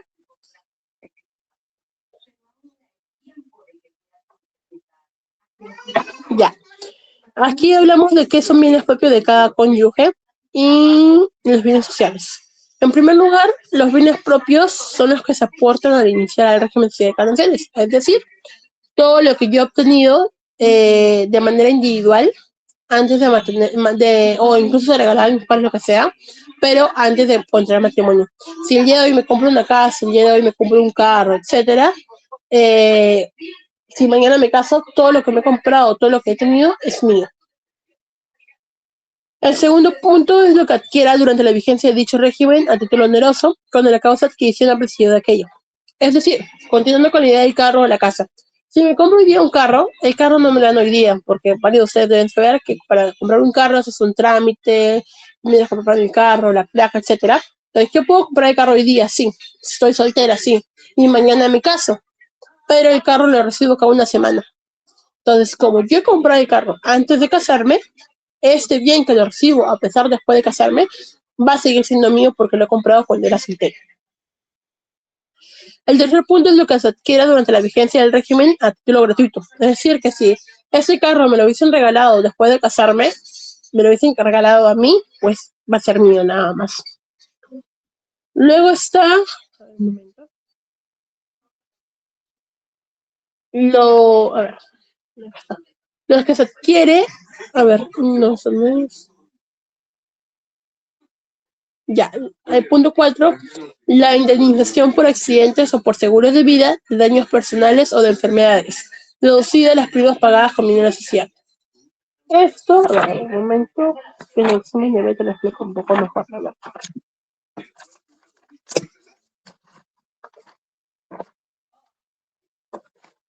Un momento.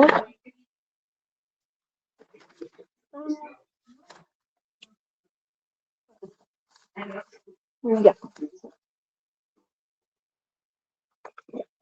Aquí te doy un ejemplo, un ejemplo, ¿no? Una enfermera que corre el riesgo de tratar a enfermos se compró un seguro de vida de 500 soles mensuales. Según el contrato, se indica que si como consecuencia de su trabajo adquiere una enfermedad que no le permite valerse por sí misma, el seguro le indemniza 36.000 soles. Pasa el tiempo y ella se enferma justamente por ello, ¿no? Y recibe ese monto que se considera bien propio. Pero se desconta el monto caudal social, es decir, que pagado del sueldo de la enfermera los 500 soles por 12 meses por 8 años, será el que haya descontado. Es decir, yo ahorita, estando soltera, contrato un seguro y en diciembre yo me caso. Entonces, lo que yo he pagado hasta diciembre son de mi propio dinero.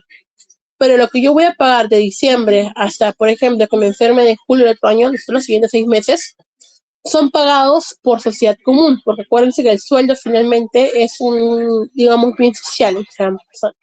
Entonces, cuando yo reciba este seguro, esa indemnización, se va a descontar los pagos que se ha hecho con este bien social, que es el sueldo, es decir, los pagos que he realizado a partir de enero hasta julio, que ha sido cuando me he casado.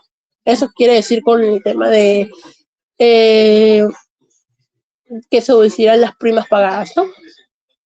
Como quinto punto, como derecho propio, están los derechos de autor o inventor.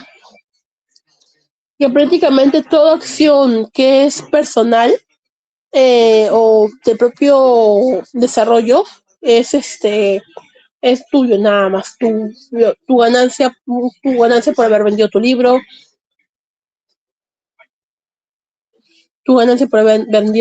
por haber hecho un contrato por eso, es tuyo.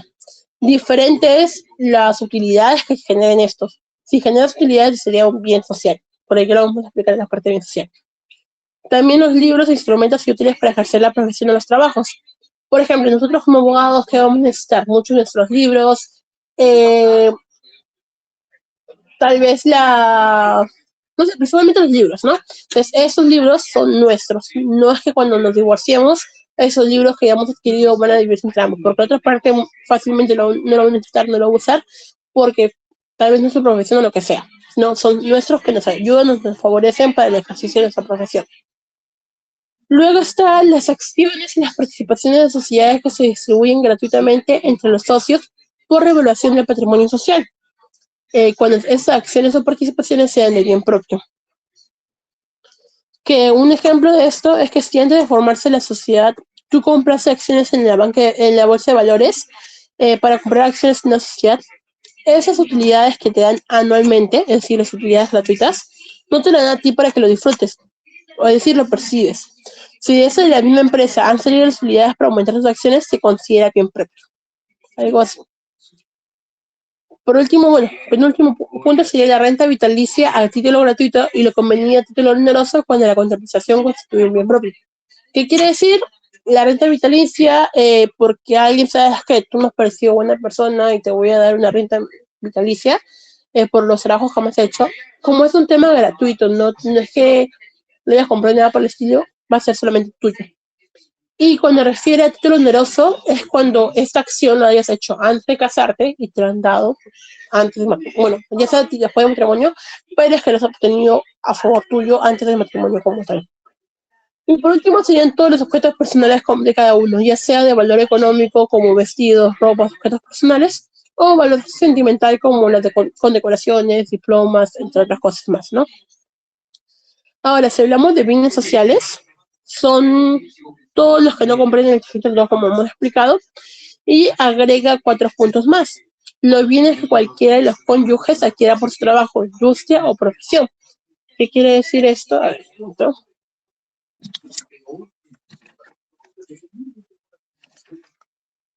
Por ejemplo, si tienes una casa, ya sea que la has comprado como herencia antes de casarte, la casa va a ser tuya, pero si la empiezas a alquilar, las utilidades que recibas esto ya van a ser en conjunto porque va a ayudar al mantenimiento de tu familia.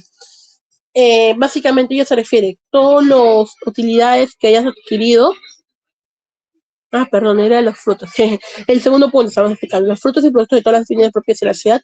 Se refiere a que todo lo que hayas adquirido como utilidad de este bien que estás alquilando o prestando, lo que sea, van a ser de la sociedad en común. Si hablamos de lo que se adquiere en productos de trabajo, es que aquellos que cualquiera de los cónyuges adquiere productos de trabajo, industria, en lo que se dedica. Por ejemplo, si te pagan un sueldo, se considera social. Sirve para ambos, para sostener a los dos y a la familia. Es por eso que el sueldo es de manera social. Las rentas de los derechos de autor e inventor. Como les dije hace un momento, tú puedes crear el libro, puedes vender el libro, y lo que te pagan de la venta del libro es tuyo. Pero, ejemplo, en tu contrato estableces que vas a generar una renta o un pago anual por cada 1000 ventas. Entonces, esto ya sería una utilidad de dicho libro, y esa utilidad sí se genera como bien social de ambos. Y los edificios construidos constan de caudal social y no son los propios de los cónyuges. ¿Qué quiere decir esto? Tú construyes un edificio en la casa de tu esposo. Vas a generar renta con esto. A tu esposo le vas a devolver, digamos, lo que ha puesto para ese edificio, y la renta también va a ser mutua, ¿no? Básicamente, pero al esposo sí le vas a devolver lo que ha invertido, etcétera, en la construcción como tal, y eso va a ser su. Siguiente, por fin.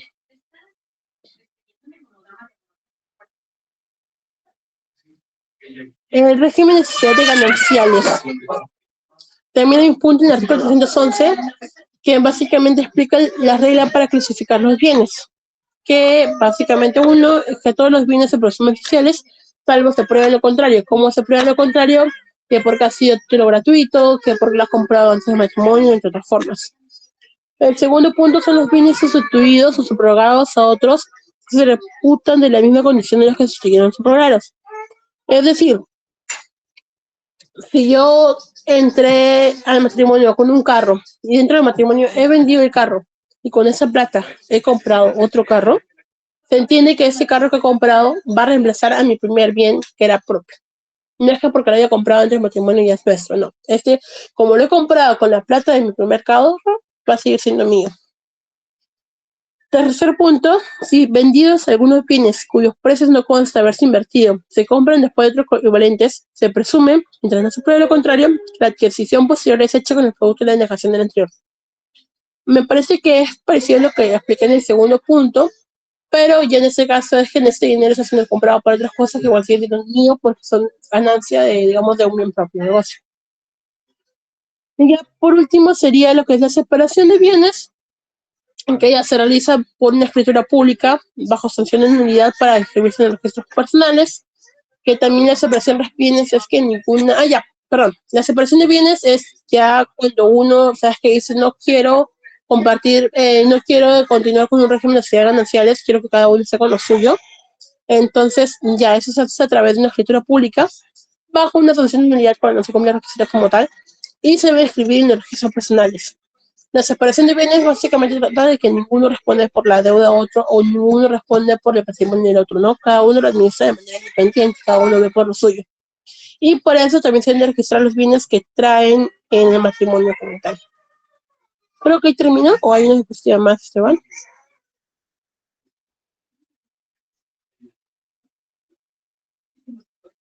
Ah, ya. El fin de las sociedades gananciales, que bueno, se acaba cuando se invalida el matrimonio, como ya hemos explicado anteriormente, cuando hay la separación de cuerpos, ya sea, ya como se visto en clase, ¿no? Hoy mi compañero Esteban lo va a explicar ahorita en un momento, que es cuando sigue el matrimonio, pero esa persona no puede cohabitar en un mismo lugar con la esposa.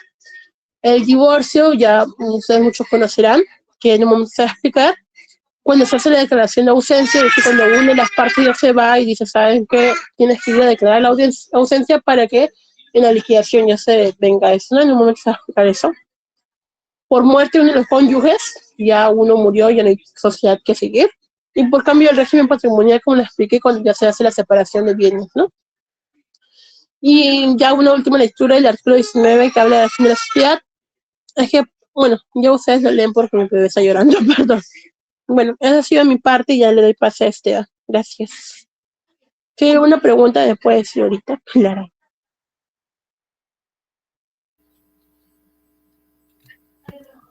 Gracias. Bueno, vamos a terminar esto.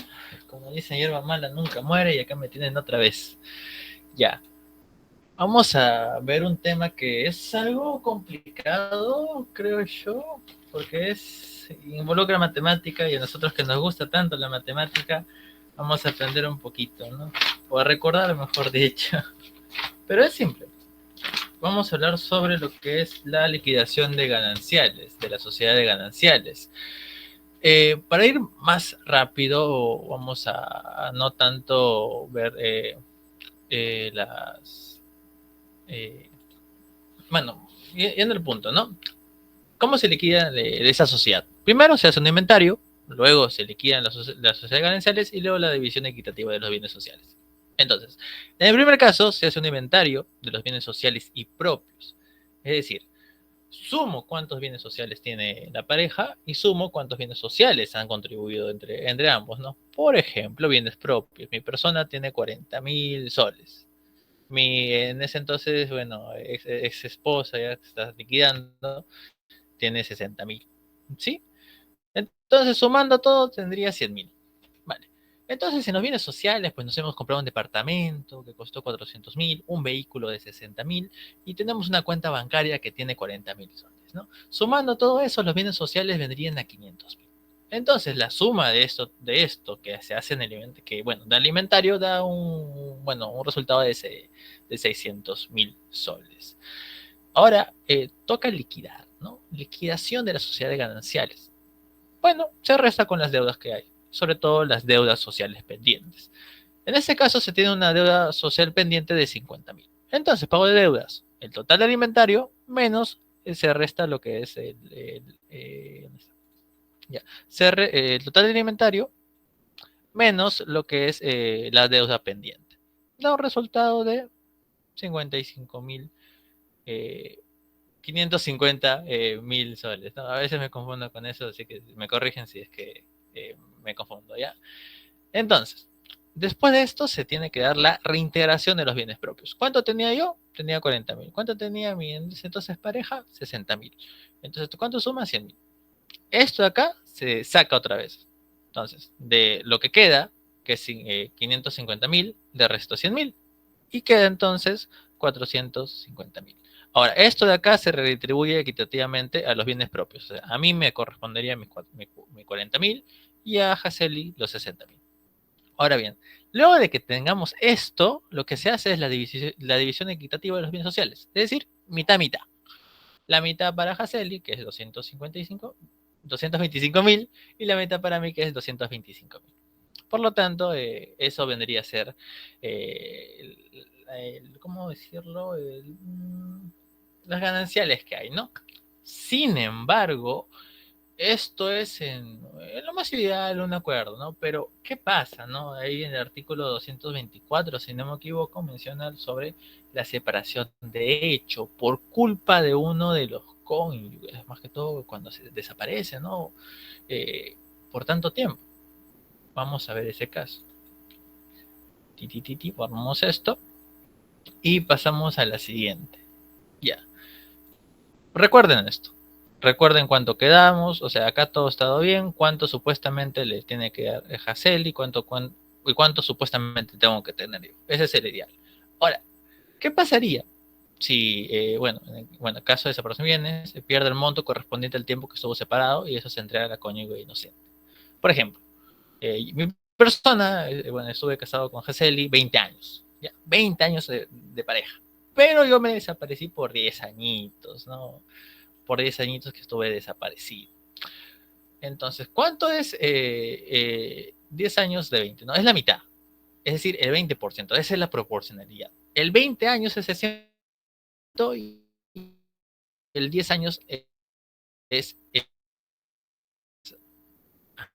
a mí me correspondería solamente la mitad, por eso no por la separación. Entonces, a mí, de este resultado, de los gananciales, que a mí me correspondería supuestamente 225.000, pues por este tiempo que estuve separado, que es 10 años, que es el 50%, me van a quitar ese 50%. O sea, el 50% de este monto es esta cantidad, 112.000. Por lo tanto, a mí se me restaría de esto que tengo, se me restaría la mitad, que bueno, quedaría la mitad, ¿no? Pero esa mitad que se me quita, se le estaría dando, se le estaría entregando a la cónyuge inocente. Y por lo tanto, al inocente se le estaría dando esta cantidad. Eso sería más que todo de lo que trata el artículo 224. Cuando por culpa de uno, en este caso mi persona, hay esa separación. Y es proporcional el porcentaje a los años que se han separado. ¿Sí? 20 años, 10 añitos. Es la mitad. Ahora, no sé si desean resolver esto, le puse como un casito, pero a quien lo resuelva esto le doy una choqueteja de pecana que voy a estar llevando, no es obligatorio, pero ¿cuánto le correspondería de ganancialidad a Hazel y a mí si, por ejemplo, he estado casado 40 años y de esos 40 años, bueno, yo he estado separado por 10 años, ¿no? Por mi culpa. ¿Cuánto le correspondería a Hazel y cuánto a mí, ¿no? Con todos los datos correspondientes que hay. Que me da la respuesta y le llevo su chocoteja el día martes.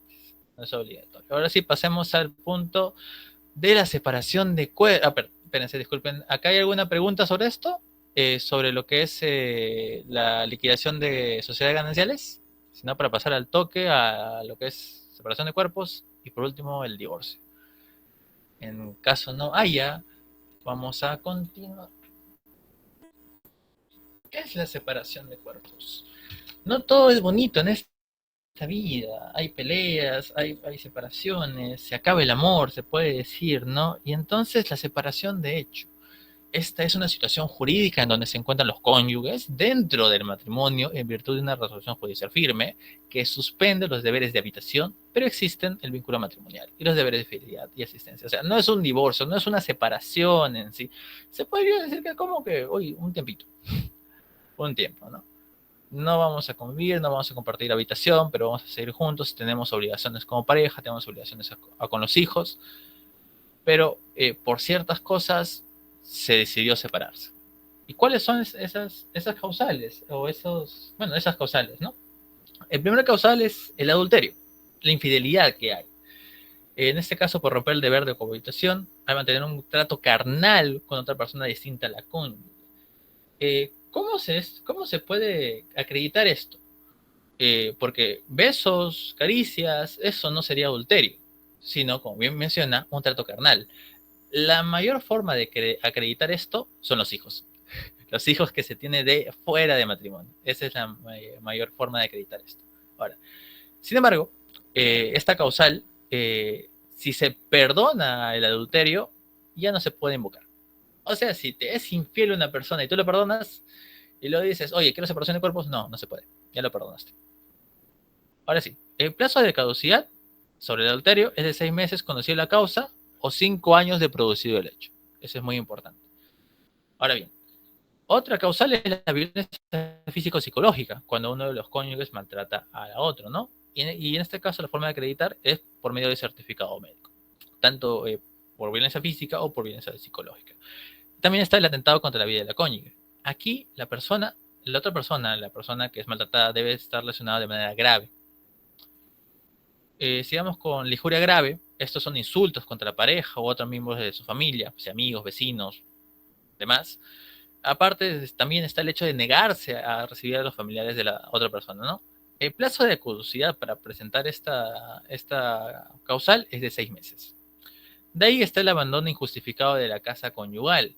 Este abandono tiene que dar primero que todo 2 años consecutivos del abandono o sumados en sí que se haya sumado 2 años, ¿no? Pero sobre todo hago énfasis en el injustificado.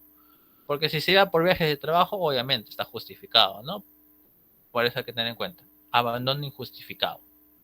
Ahora, la conducta deshonrosa es la conducta indecente que se hay. Por ejemplo, si tu pareja, si tu esposo se va a un prostíbulo, ¿no? Y tú te enteras como que, oye, estás deshonrando, estás manchando el honor que tienes hacia mí. Después está el uso habitual o injustificado de drogas. Bueno, injustificado. Hay que tener en cuenta esa palabra, porque justificado es cuando haya recetado, no una receta médica. En caso no, esto puede generar toxicomanía y esto puede evitar una descendencia enferma, que tu prole sea enfermo y es algo que no se busca, que la sociedad no busca. Luego está la enfermedad de transmisión sexual contraídas después de celebrarse el matrimonio. Este es un peligro para el trole, puede contraer diversas enfermedades y así se puede seguir contagiando. Y esto lo que se busca es evitar esto, ¿no? También está la homosexualidad proveniente del matrimonio, por poder contagiar enfermedades venéreas o la descendencia, ¿no? Plazo de caducidad 6 años de conocido la causa o 5 años de producido el hecho. Luego de esto, caduca. No hay más. No se puede aplicar esta causal. Después está la condena por delito doloso o pena privativa de la libertad de 2 años luego del matrimonio. No es un delito culposo, ¿sí? Esto hay que tener claro. Es doloso. No hay ofensa si la pareja conocía este delito. Si tú ya conocías este delito y así aceptaste el casarte con esa persona, vale, no hay ofensa. Luego del plazo de caducidad de 6 meses conocido la causa o 5 años producido el hecho. Luego está la imposibilidad de vivir juntos debidamente motivado. Por ejemplo, las peleas, que todo le parece mal, y así pues. Luego está la separación de hecho de los cónyuges durante un periodo ininterrumpido de 2 años, si no hay hijos, y 4 años si es que lo tuvieran, ¿no? Prácticamente se hizo una separación de hecho, esto puede dar paso a la separación judicial. O sea, es como que en la práctica no estamos juntos, no convivimos, estamos separados, no dormimos juntos, no tenemos hijos, ya pasaron 2 años, así que ya es una causal para dar a lo que es la separación de hecho. Y si tuvieron hijos, es 4. Ahora, la separación convencional es luego de transcurrido 2 años de celebrarse el matrimonio y es netamente por mutuo acuerdo. Y por último, falta. Disculpe. Separación de cuerpos. ¿Cuáles son las consecuencias que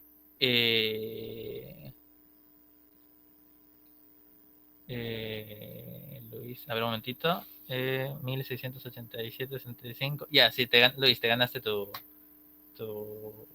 chocoteja.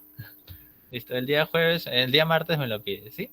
Ahí te llevo una chocoteja de pecana. Ya, muy bien. Continuemos. Separación de cuerpos. ¿Cuáles son las consecuencias jurídicas de la separación de cuerpos? Primero que todo, suspenden el derecho a cohabitación. ¿Sí? No hay ese derecho. El resto de derechos sí hay, como hemos mencionado. ¿Qué derechos es? El de la fidelidad y de la asistencia. Hay muchos casos, ¿no? Oye, sí estamos separados, pero no, yo salgo con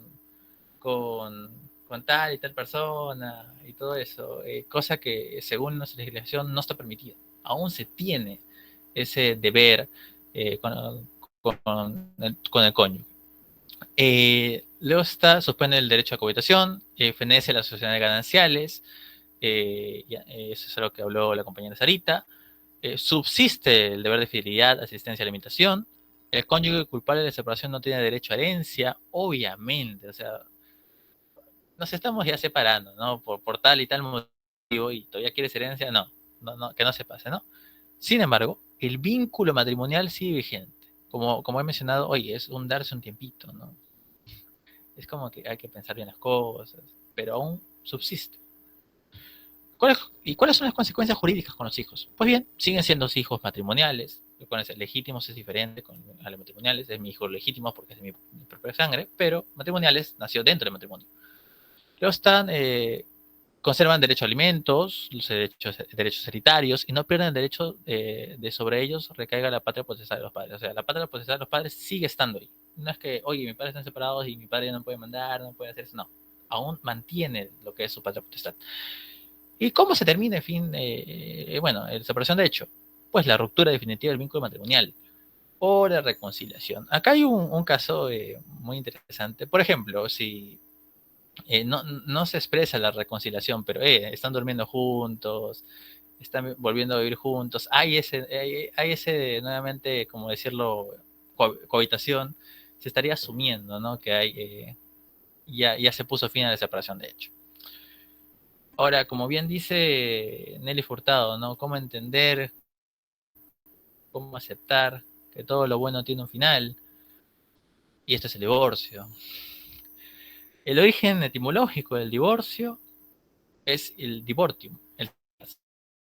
¿Cuál es su definición de esto? Es la figura jurídica por la cual mediante sentencia judicial se declara disuelto el vínculo matrimonial. Ahora, las causales son las mismas que hemos visto, creo que exceptuando estos dos, la separación de hecho cónyuge y la separación convencional, exceptuando esto, son los mismos, igualito. Son los mismos causales para poder pedir el matrimonio. Ahora, ¿cuáles son los efectos jurídicos entre los cónyuges? Primero, la extinción. Esta es extinción. Ya no hay tú y yo, ya no hay segunda oportunidad. No, ya no hay. Si de casualidad se vuelven a enamorar y todo eso, ya sería otro matrimonio. Ya no sería la continuación de este, sino sería otro. Porque este de acá se extinguió. Se rompen los deberes ya, ahora sí, de fidelidad, de alimentación, asistencia y de cohabitación. Aparte, ¿qué más? Se extingue las sociedades gananciales y obviamente no hay derecho a la herencia. A la divorciada, pues no, o divorciado no se le da ese derecho.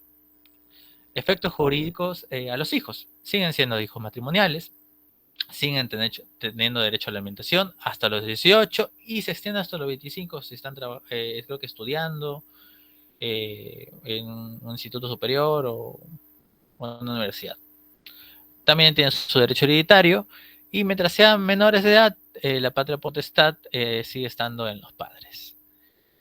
Y con eso sería todo.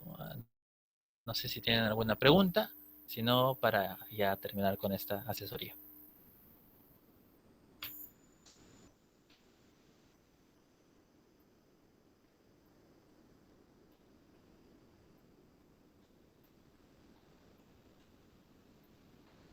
Pues si es Ya se así, empezó muchas breve gracias. el examen.